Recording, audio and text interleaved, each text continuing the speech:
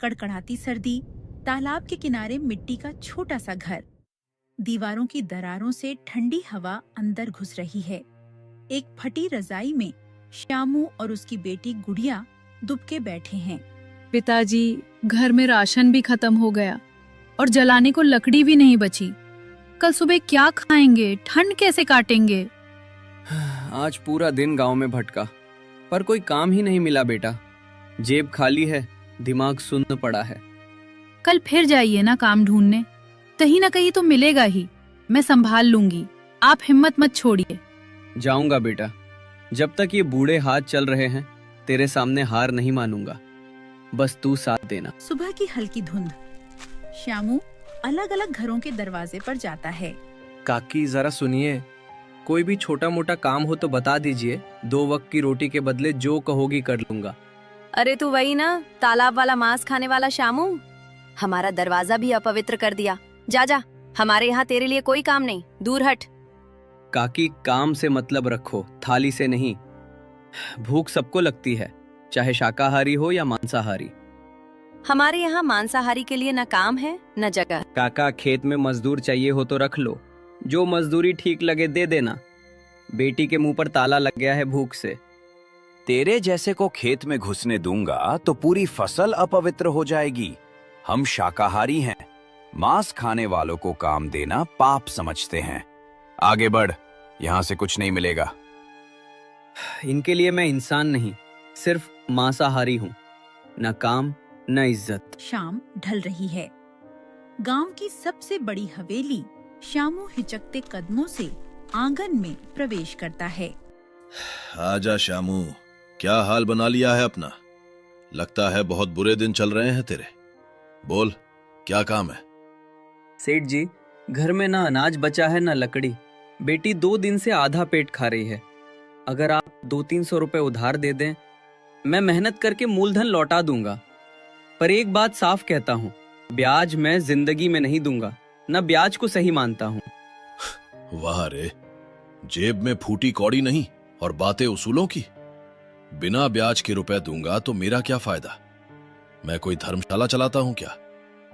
फायदा ये होगा सेठ जी कि एक मजबूर की जान बच जाएगी। आपकी तिजोरी से कुछ नहीं घटेगा, पर मेरे घर का चूल्हा जल उठेगा। ऊपर से जब दूंगा अपनी खुशी से दूंगा, पर उसे ब्याज नहीं कहूंगा।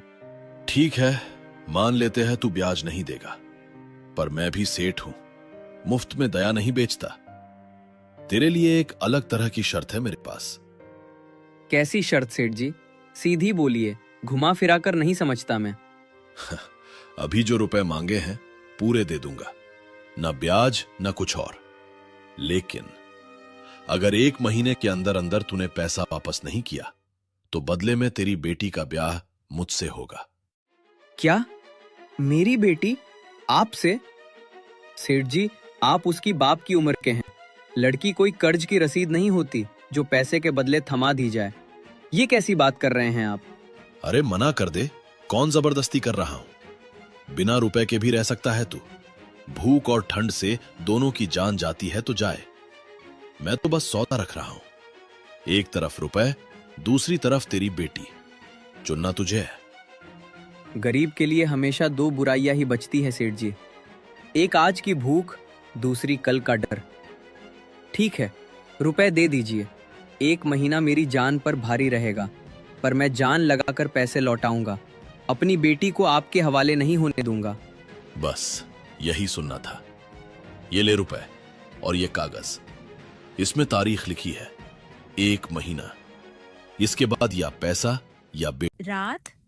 चूल्हे पर दाल छड़ी है, लकड़ियां सुलग रही हैं। घर में महीनों बाद रसोई की महक है, पर श्यामू के चेहरे पर चिंता साफ दिखती है। पिताजी, आज तो लग रहा है जैसे कोई त्योहार आ गया हो। अनाज भी आ गया, लकड़ियां भी, चूल्हा भी जल रहा है। आपने तो कमाल कर दिया सच में। सामान आ गया है बेटा, पर इसकी कीमत इतनी भारी है कि सीना दबा जा रहा है। आज जो रोटी हम खा रहे हैं ना, उसके बदले मैंने तेरी पूरी जिंदगी दांव पर लगा दी है।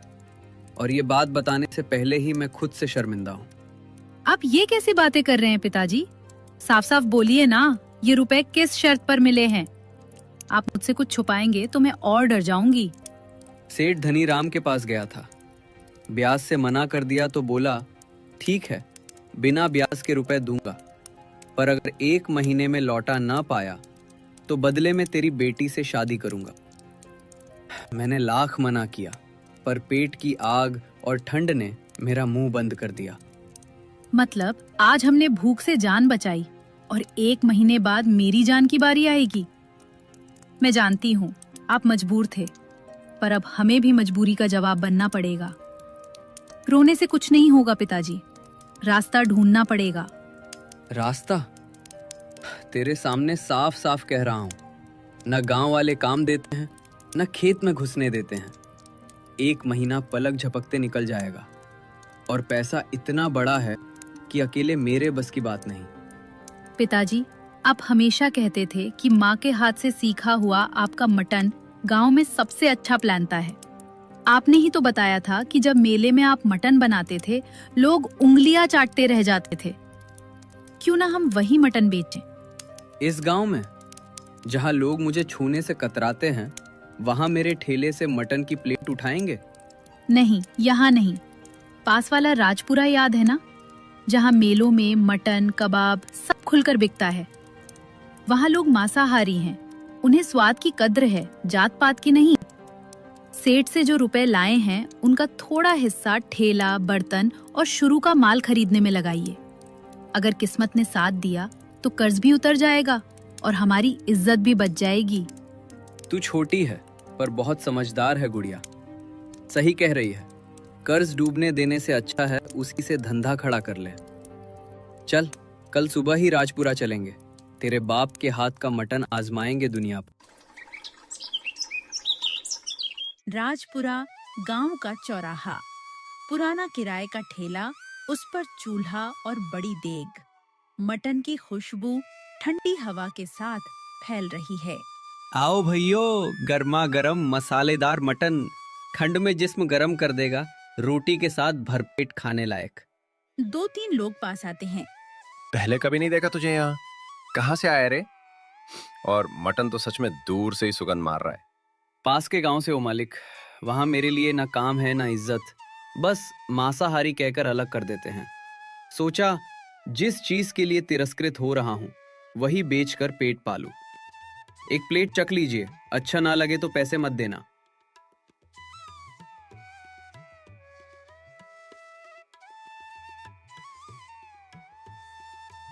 अरे वाह, ये तो सच में कमाल है। मसाला बिल्कुल बराबर, मटन नरम और घी की खुशबू अलग। शहर के होटल वाले भी ये स्वाद नहीं दे पाते। तू तो भाई सीधा दिल पे वार कर रहा है। अच्छा है तो मेरे लिए भी 1 प्लेट लगा दे। नाम लिख लूं क्या तेरी देग पर? रोज शाम को यहीं जमाया करेंगे। देखिए पिताजी, लोग तारीफ कर रहे हैं। शायद सच में हमारे अच्छे दिन शुरू हो रहे हैं। अगर ऐसी ही भीड़ रही ना बेटा, तो सेठ का कर्ज भी उतरेगा और तेरे बाप की झुकी कमर भी सीधी हो जाएगी। बस स्वाद बना रहे, यही दुआ है। 2 हफ्ते बाद सफेद दाढ़ी वाला बुजुर्ग रामदीन चाचा आकर बैठ जाते हैं। बेटा, तेरे हाथ का मटन तो पूरे गांव में चर्चा का विषय बन गया है। आज सोचा खुद चख लूं कि लोग फिजूल में तारीफ कर रहे हैं या सच में हुनर है। आप जैसे बुजुर्ग का ये कहना ही मेरे लिए सबसे बड़ा इनाम है चाचा। आप बताइए, नमक मसाला बराबर है ना? नमक मसाला तो ठीक है ही, सबसे बड़ी बात यह है कि तू ईमानदारी से कमा रहा है। सुना है किसी सेठ के चंगुल से निकलने के लिए ये ठेला लगा है तूने। घबराना मत, जब तक हमारा दांत चलेगा तेरी देग खाली नहीं रहने देंगे। आपके जैसे लोगों का भरोसा ही मेरी सबसे बड़ी पूंजी है चाचा। अब तो बस यही चाहत है कि एक दिन ढाबा खोलूं और बोर्ड पर लिखूं, शामू मटन वाला, राजपुरा वालों का अपना ढाबा। एक दोपहर एक कार गांव में आती है, उसमें से एक आदमी उतरता है, लगभग 45 से 50 साल का। भाई, 1 प्लेट गर्मा गर्म मटन देना जरा। सफर लंबा था, पेट भी खाली है और तेरी देग की खुशबू ने तो और भूखा कर दिया है। जरूर मालिक, अभी डेस्क से निकाल कर देता हूँ गरम गरम। पहली बार आए हैं क्या यहाँ? हाँ, पहली बार। पर खुशबू कुछ जानी पहचानी सी लगी, इसलिए रुक गया। विजय प्लेट लेकर एक तरफ खड़ा होता है। पहला कौर मुंह में डालते ही जैसे कहीं खो जाता है। ये तो बिल्कुल माँ के हाथ वाला स्वाद है।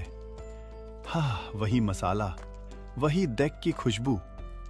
कमला माँ के बाद ऐसा मटन तो कभी नहीं खाया। साहब, अगर मटन में कुछ कमी लगे हो तो बताइए। नमक मसाला कम ज्यादा हो गया हो तो मैं पिताजी को अभी बोल दूं। नहीं बिटिया, कमी नहीं, ज्यादा है। प्यार की, यादों की। बस एक बात पूछनी है तुम्हारे पिता से, अगर बुरा ना माने तो। भाई, नाम क्या है तुम्हारा और किस गांव के हो? नाम श्यामू है। लोग अब श्यामू मटन वाला कह देते हैं।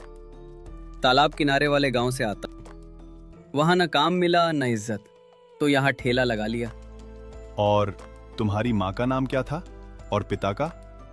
माँ का नाम था कमला और बापू का भोला। दोनों अब इस दुनिया में नहीं हैं। पर आपको ये सब क्यों जानना है? क्योंकि कमला और भोला मेरे भी माँ बाप थे। मैं विजय हूं, तेरा बड़ा भाई, जिसे तूने शायद बचपन में भगवान के पास समझकर भुला दिया होगा। भैया, पर माँ तो कहती थी मेरा एक भाई था जो बचपन में ही मर गया। तो फिर आप? मरा नहीं था रे श्यामा। अकाल में मजबूरी में मुझे एक शहर वाले व्यापारी के साथ भेज दिया गया। तू छोटा था, इसलिए तुझे सच नहीं बताया गया। बाकी बात तेरे घर चलकर बताता हूं, यहां भीड़ है। आज की रात हम भाइयों की होगी। श्यामू शुरू से अंत तक सेठ वाला किस्सा, ठेला, राजपुरा सब बता देता है। मतलब आधा से ज्यादा कर्ज तू अपने दम पर उतार चुका है, बस थोड़ा हिस्सा बचा है। अब आगे की चिंता छोड़ दे। कल सुबह सेठ के पास हम दोनों चलेंगे। उसका पैसा मैं चुका दूंगा और उसके बाद उसकी हिम्मत नहीं होगी किसी और गरीब की बेटी को कागज के सहारे बंधक बनाने की। तो अब मुझे उस सेठ से शादी नहीं करनी पड़ेगी ना चाचा? कभी नहीं बेटा। जब तक तेरे सिर पर बाप और चाचा दोनों का हाथ है, कोई भी सेठ तुझे सौदे की चीज समझने की हिम्मत नहीं करेगा। अगली सुबह बिना बुलाए ही सेठ धनीराम तालाब वाले घर पर आ धमकता है। ओ श्यामू, बाहर निकल रे। आज तेरे इम्तिहान का आखिरी दिन है। 1 महीना पूरा हो चुका है। अब या तो मेरे रुपए मेरी हथेली पर रख दे या तेरी बेटी को मेरी दहलीज पर पहुंचा दे। आज मैं खाली हाथ वापस नहीं जाऊंगा, ये तुझे भी पता है। सेठ जी, मानता हूं कि अभी तक पूरे पैसे नहीं जुटा पाया, पर आधे से ज्यादा रकम मेरे पास तैयार है। अगर आप 2 हफ्ते और की मोहलत दे दे तो मैं आपका सारा पैसा ईमानदारी से लौटा दूंगा। बस मेरी बेटी को इस सौदे से अलग रखिए। मुझे तेरे बहाने नहीं सुनने। मुझे तो बस ये कागज दिख रहा है जिस पर तेरी अपनी साइन है कि 1 महीने में पैसा नहीं लौटा तो बेटी मेरी। अदालत भी यही मानेगी कि तूने अपनी मर्जी से साइन किए। अब पीछे हटकर दया की भीख मांगने का कोई मतलब नहीं। सेठ जी, पहले ये तो जान लीजिए कि किसी की भूख और ठंड का फायदा उठाकर उससे करवाए गए साइन को कानून में मजबूरी की साइन कहते हैं, सौदा नहीं। और रही बात पैसों की, तो आपका मूलधन अब किसी की जिंदगी और इज्जत के बदले में नहीं, सीधे आपके हाथ में नकद जाएगा। गिन लीजिए, जितना पैसा आपने दिया था उतना ही है, न 1 रुपया कम न ज्यादा। आपने खुद कहा था ब्याज नहीं लोगे, तो अब ये मूलधन लेके हमारा पीछा छोड़िए। तू आखिर है कौन जो ये गरीब मटन वाले का इतना बड़ा कर्ज यूं ही उतार रहा है? कल तक ये मेरे सामने गिड़गिड़ा रहा था और आज तेरे साथ खड़ा हो गया। ये सब क्या खेल चल रहा है यहाँ? मैं इसका बड़ा भाई हूँ, जो सालों पहले तुम्हारे जैसे ही लालचियों की वजह से घर से बिछड़ गया था और अब मेहनत करके इतना कमा लिया है कि अपने भाई की इज्जत को पैसे की कमी के आगे गिरने नहीं दूंगा। कर्ज अब चुक चुका है और अगर आज के बाद तुमने किसी भी गरीब की बेटी पर कागज के दम पर हक जताने की कोशिश की, तो इस बार मुकाबला झोपड़ी में नहीं, थाने, अदालत और अखबारों में होगा, जहां तेरी हवेली की हर ईंट का हिसाब पूछा जाएगा। धनीराम चुपचाप थैला लेकर लौट जाता है। कुछ महीने बाद राजपुरा चौराहे पर अब पक्की दुकान है। बोर्ड पर लिखा है श्यामू दा ढाबा मटन स्पेशल। देख श्यामा, ठेले से शुरू हुआ सफर अब ढाबे तक पहुंच गया। मेज, कुर्सी, बोर्ड, भीड़ सब बता रहे हैं कि तेरा हुनर लोगों ने अपना लिया है। बस अब मेहनत और ईमानदारी बनाए रखना, आगे और भी बढ़ सकता है ये नाम। ये ढाबा सिर्फ मेरा नहीं भैया, गुड़िया की अकल, आपकी मदद और मेरे हाथ, तीनों की कमाई है। सोचा भी नहीं था कि कभी अपना नाम लिखेगा बोर्ड पर, शामू दा ढाबा। कभी कभी सबसे कड़वी ठंड, सबसे गहरे जख्म और सबसे बड़ी तन्हाई मिलकर इंसान को वहां पहुंचा देती है जहां उसका हक होता है, बशर्ते वो हार न माने, अपने हुनर और अपने लोगों पर भरोसा बनाए रखे।